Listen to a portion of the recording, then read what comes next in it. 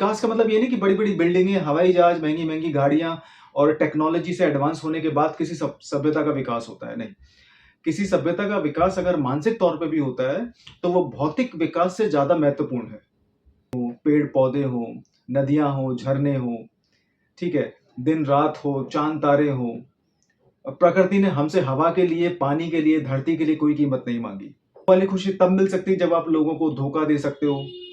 वो वाली खुशी आपको तब भी मिल सकती है जब आप बार जा सकते हो, आप होटल जा सकते हो, आप ठेके पे जाके नशे की चीज़ें खरीद सकते हो। हर हर महादेव, जय श्री राम। एक सवाल किसी ने पूछा कि क्या खुश रहने की कीमत चुकानी पड़ती है? क्या मन की शांति के लिए कोई वैल्यू देनी पड़ती है, कोई मूल्य देना पड़ता है? तो अगर आप वो वाली खुशी ढूँढ रहे हैं, जो सिर्फ़ क्षण भर की है या इम्परमानेंट है या फिर कुछ समय के लिए है या टेम्परेरी है, तो हाँ, उस खुशी के लिए आपको कीमत चुकानी पड़ती है क्योंकि वो वाली खुशी आपको क्लब जाके मिल सकती है, वो वाली खुशी आपको लोगों को तकलीफ़ दे के मिल सकती है, वो वाली खुशी आपको तब मिल सकती है जब आपकी ईगो को बहुत ज़्यादा बढ़ावा मिले, ठीक है? वो वाली खुशी तब मिल सकती है जब आपको अपने अहंकार का विस्तार करना हो, वो वाली खुशी तब मिल सकती है जब आप लोगों को धोखा दे सकते हो, वो वाली खुशी आपको तब भी मिल सकती है जब आप बार जा सकते हो, आप होटल जा सकते हो, आप ठेके पे जाके नशे की चीज़ें खरीद सकते हो, ठीक है? वो वाली खुशी आपको तब भी मिल सकती है जब आप रिश्ते में किसी को धोखा भी दे सकते हो।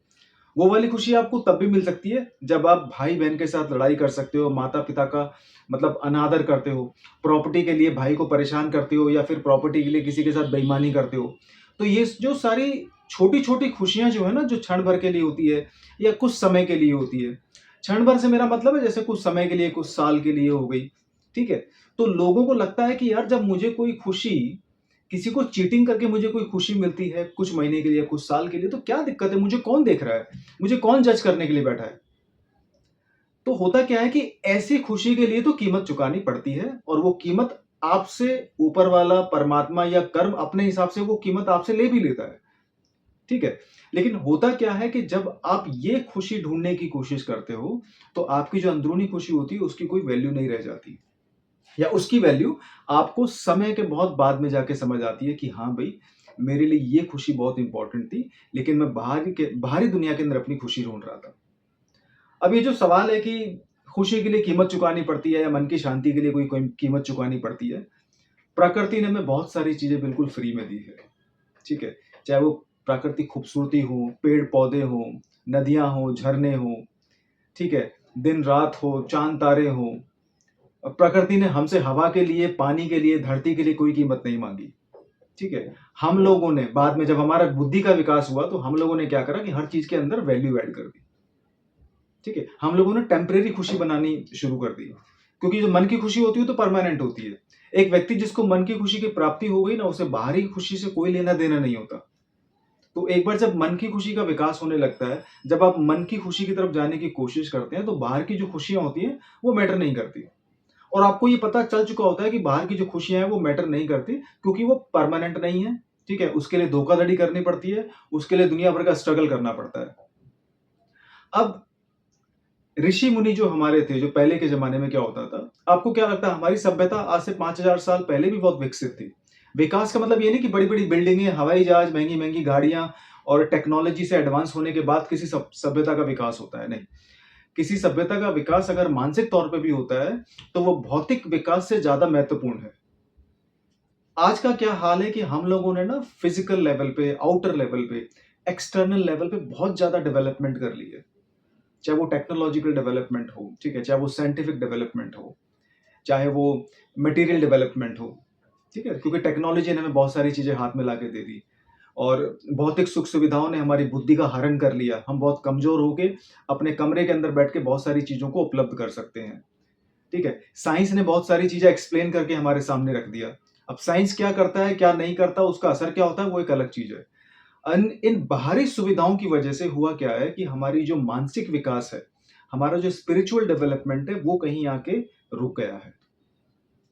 अब लोग जो बाहर की दुनिया में खुशी देखते हैं, कुछ समय के लिए उनको खुशी तो मिल जाती है।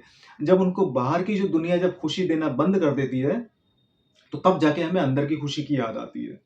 और ये चीज़ अभी नई नहीं है। ये चीज़ पहले भी हज़ारों साल पहले भी हो चुकी है। तभी हमारे ऋषि मुनियों ने एक जगह बैठ के जब उन्होंने ध्यान करा, मेडिटेशन करा, उन्होंने आँखें बंद करके अंदर झाँकने की कोशिश करी, तब जाके उनको वो अंदरूनी खुशी मिली। और वो अंदरूनी खुशी एकदम स्थिर होती है, परमानेंट होती है। वो अंदरूनी जो खुशी होती है, वो आपसे कोई छीन नहीं सकता। और वो खुशी इतनी आसानी से नहीं आती। वो खुशी तब आती है जब एक जगह बैठ के आप अपनी बुद्धि के चाल-चलन को समझोगे। जब आपको ये पता लगेगा जिस बुद्धि पे, जिस इंटेलिजेंस पे आपको बहुत ज़्यादा अहंकार था, घमंड था, वही आपको दुखी करने का सबसे बड़ा कारण भी है। तो जब आप ध्यान करने बैठते हो, तो सबसे पहले आपको अपने विचारों पे कंट्रोल करना आता है। उसके बाद आपको आपकी इमेजिनेशन पे कंट्रोल करना आता है। इमेजिनेशन से मेरा मतलब जो आपकी इच्छाएँ होती हैं ना, ये भी ले लूँ, वो भी ले लूँ, वहाँ भी चला जाऊँ, उसको धोखा दे दूँ, उसको बेवकूफ़ बना दूँ।